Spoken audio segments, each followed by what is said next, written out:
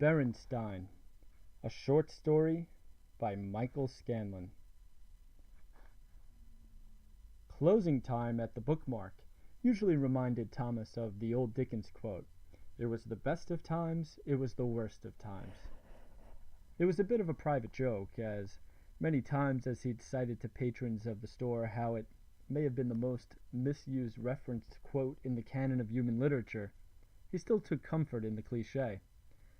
In a life that had proven to be less than desirable, idioms served to ground Thomas to sanity more than any deeper philosophy.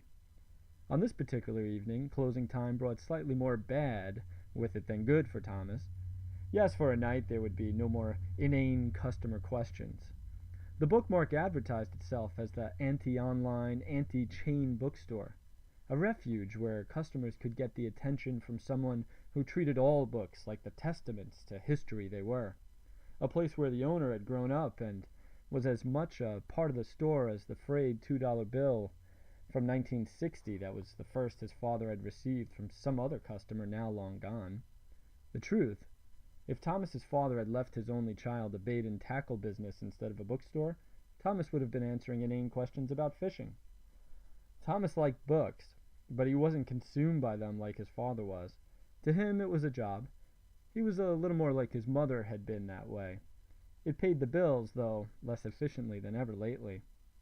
Closing time also meant he wouldn't have to endure the indignity of pretending that he didn't know that many of the people walking his aisles had no intention of buying anything from him.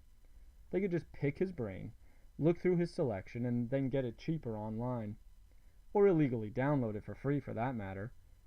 Some of them even had the gall to use their phones to scan the UPC symbols on the books right in front of him. There were so many times he had to bite his lower lip to keep from admonishing them. What good would it have done anyway? But at least they were people, living, breathing, annoying as they were. Closing time also meant going upstairs to an empty apartment above the store. He had furniture, of course, but all he really needed was one chair and a bed.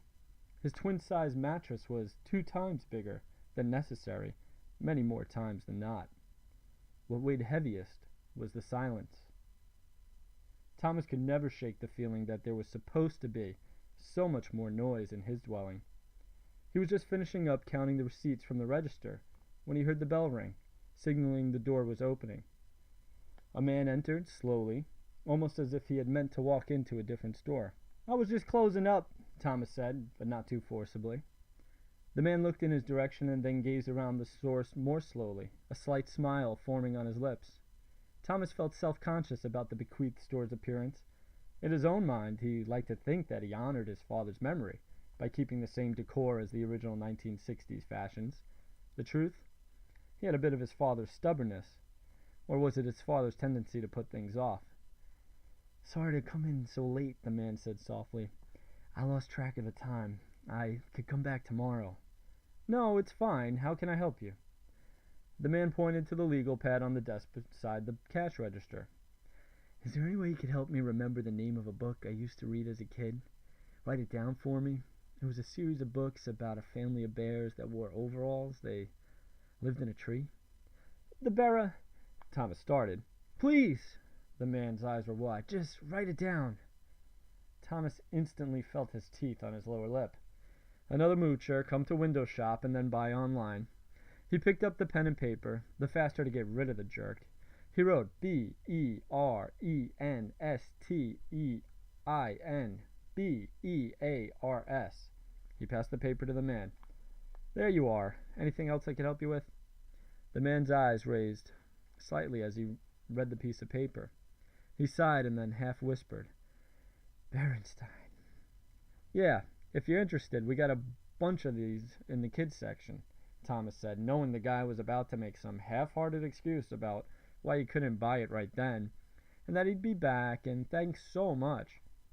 "Actually, I don't think that's the correct title." Thomas stopped a moment and thought, seeing the familiar logo in his mind's eye. Then, "I'm pretty sure it is. Well, it's The BerenstEin Bears. Just search under series name wherever you're downloading it later." The snark came from a long day and the end of his patience. No, you don't understand. You misspelled it." The man was holding the paper out for Thomas to see. You wrote S-T-E-I-N. It's S-T-A-I-N. Thomas pictured one of the books clearly in his head again. The BerenstEin Bears, No Girls Allowed. He'd grown up reading them in the basement of the store, along with other books that were less memorable. He shook his head. BerenstEin? I don't think so. Even as he said it, he started walking to the back of the store towards the children's aisles. The man followed, speaking quickly. It's the BerenstEin Bears. Tell me, were you able to picture the word BerenstEin in your head when I asked you before? But Thomas had already reached the right bookshelf and easily found the series. He was surprised to find the series title on top was still written in the same handwriting, etched into his mind as a small boy, even though it clearly read something foreign from what his brain told him it should be. The BerenstEin Bears. Thomas took a few more titles out to make sure, but they were all spelled the same way. How odd. I didn't even notice they had changed it. That's because they didn't, Thomas. Thomas looked up quickly for 2 reasons. Have we met before? The man nodded. I used to come in here all the time when I was a kid. You were a few years ahead of me in high school. You were always with that girl, Jennifer. I remember her because she was so pretty. Your dad and mom usually helped me here. Your dad was a great guy. He always let me read the comics even when I didn't buy them. My name is John. He extended his hand. Thomas took it. Good to meet you, John. There was something familiar about the man, though he wondered how he could remember a virtual stranger from over 20 years ago. The sound of Jennifer's name brought on a mild sense of regret, but one that was well calloused by now. What do you mean they didn't change it? It was BerenstEin as I remember it. You and everyone else I ever talked to, over a certain age anyway. How many people have you talked to about this? Thomas was a bit puzzled at the name change, but a little bit more so with the stranger. Enough. Then John seemed to steel himself. Thomas, is there any way you'd let me into the basement to look for something? The request took Thomas by surprise. What for? The basement was a maze of used books, some cataloged, some quite valuable, but also thousands of old tomes that he should have disposed of long before his parents had passed away. If I told you, you'd think I was crazy. That's why I wanted to have you write the name down first, so that maybe you'd be open. To what? But John turned away. I have no right to put you out this way. I remember as a kid your dad showing me an original printing of the BerenstEin Bears book. I want to look for it. For what possible reason? I want to see if it says BerenstEin with an E like I remember. I'm sure it would, even if it's even downstairs. Have you looked online for images of the original cover? Like I said, they've probably just changed the name in the last 20 years. John let out a sharp bark that Thomas supposed was a laugh. Have I searched the internet? Up, down, left, right, and the looking glass and straight through it. John was breathing heavily and he visibly tried to slow it down. Sorry, I haven't been sleeping very much lately. Thomas thought about Jennifer for a moment, though he couldn't have consciously have done so in as long as he could remember, and then his mind drifted to the quiet apartment upstairs.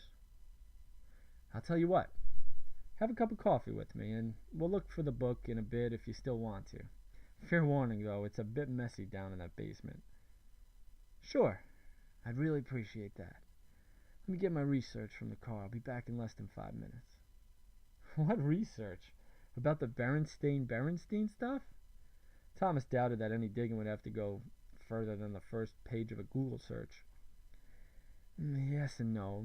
You might as well hear the short version, so you can decide whether or not to lock the door after I leave. Oh yeah? What's the short version? Basically, that unless I'm going crazy, along with you and the 90% of people who write down BerenstEin, just like you did, there's a good chance that sometime in the last 20 years, most of the people on this planet died and shifted into an alternate timeline.